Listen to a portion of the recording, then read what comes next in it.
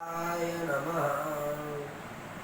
शान्ताकारं भुजगशयनं पद्मनाभं सुरेशं विश्वाधारं गगनसदृशं मेघवर्णं शुभांगं लक्ष्मीकान्तं कमलनयनं योगिभिर्ध्यानगम्यं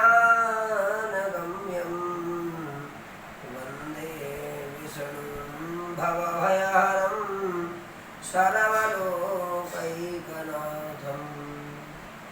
गुरुर्ब्रह्मा गुरुर्विष्णु गुरुर्देवो महेश्वरः गुरुः साक्षात् परब्रह्म तस्मै श्री गुरवे नमः। श्रावण मास की कामदा एकादशी के विषय में आप सभी लोग श्रवण करें। श्रावण मास के कृष्ण पक्ष में किस नाम की एकादशी होती है? हे वासुदेव, हे गोविंद, आप कहिए। उस एकादशी के विषय में आप कहिए।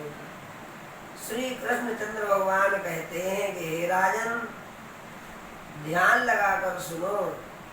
पापों को नाश करने वाले व्रत को मैं कहता हूँ। इस व्रत के पहले जिज्ञासु नारद मुनि हैं, उनके लिए पितामह ने कहा। जो उत्कृष्ट कथन किया है तात, सो मैं तुमसे कहता हूँ। नारद बोले। नारद जी कहते हैं कि हे भगवान, हे कमलासन, श्रावण के कृष्ण पक्ष की एकादशी का क्या नाम है और कौन उसके देवता हैं? क्या विधि है? क्या पुण्य है? हे प्रभु, वह सब मुझसे कहिए।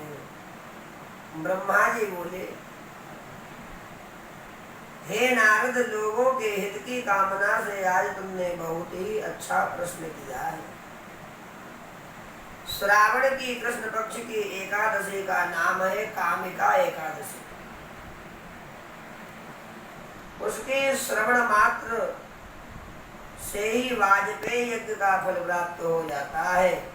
उस एकादशी के दिन जो शंख चक्र गदा के धारण करने वाले देव का पूजन करता है, अर्थात भगवान विष्णु का पूजन करता है, ध्यान पूजन करता है, उसके पुण्य के फल को सावधान होकर सुनो। जो फल भगवान विष्णु के पूजन से प्राप्त होता है, वह ना काशी में ना नैमिषारण्य में प्राप्त होता है। केदार क्षेत्र में सूर्य ग्रहण के समय स्नान करने के भी वह फल नहीं मिलता जो फल कृष्ण के पूजन से प्राप्त होता है। समुद्र और वन से युक्त भूमि का जो दान करता है और सिंह के बृहस्पति में गोदावरी में व्यतिपात गंडकी नदी में स्नान से फल मिलता है, वह फल कृष्ण के पूजन से प्राप्त हो जाता है। वह फल कामिका एकादशी का व्रत करने से प्राप्त हो जाता है। ब्याई हुई गौ जो सामग्री समेत दान करता है, वह जिस फल को प्राप्त करता है, उसी फल को एकादशी का व्रत करने वाला नर प्राप्त करता है। ये भगवान नारायण की कृपा है। जो उत्तम नर श्रावण में श्रीधर देव भगवान का पूजन करता है, उसके देवता गंधर्व पन्नग ये सब पूजे गए हैं। इसलिए यत्न से कामिका एकादशी के दिन पापों से डरे हुए मनुष्यों को यथाशक्ति हरि का पूजन करना चाहिए। भगवान नारायण के चरणारविंद का पूजन करना चाहिए।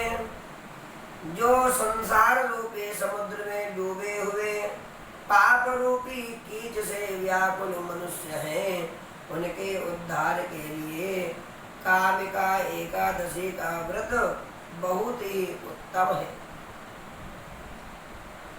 पाप को नष्ट करने वाला है यह व्रत।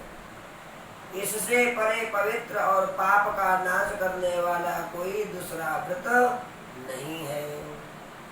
हे नारद, इसे भगवान ने स्वयं कहा है। अध्यात्म विद्या में लगे हुए मनुष्यों को जो फल मिलता है उससे अधिक कामिका एकादशी का व्रत करने वाले को प्राप्त हो जाता है। कामिका का व्रत करने वाले मनुष्य रात्र में अगर जागरण करता है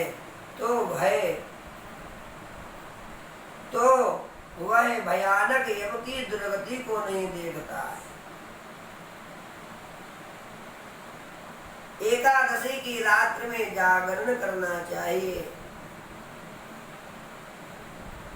यम का भय नहीं होता है। जो भगवान एकादशी का व्रत करे और रात्र में जो जागरण करता है उसको यम का भय नहीं होता है। कामिका के व्रत के सेवन से बुरी योनि को नहीं प्राप्त होता है प्राणी। कामिका का ही व्रत करके योगी कैवल्य मुक्ति को प्राप्त हो जाते हैं। तुलसी पत्रों से जो मनुष्य हरि का पूजन करता है निश्चय वह पापों से उसी तरह लिप्त नहीं होता जैसे जल से कमल लिप्त नहीं होता है। एक भार सुवर्ण उससे चौगुनी चांदी का दान करके जो फल प्राप्त होता है वह फल तुलसी दल से पूजा करने से प्राप्त हो जाता है। इसलिए भगवान नारायण पर तुलसी जरूर चढ़ाना चाहिए। तुलसी की बड़ी महिमा है।